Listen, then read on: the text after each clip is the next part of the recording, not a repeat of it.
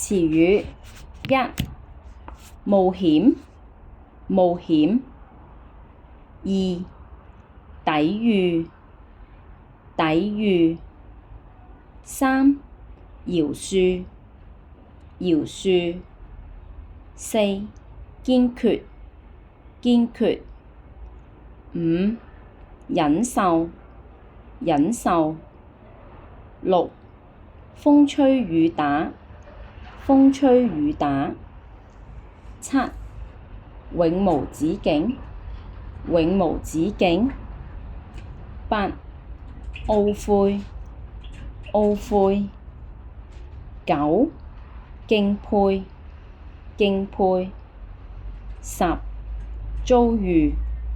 遭遇，11憤憤不平憤憤不平。課文：有一天，盤古忽然醒了，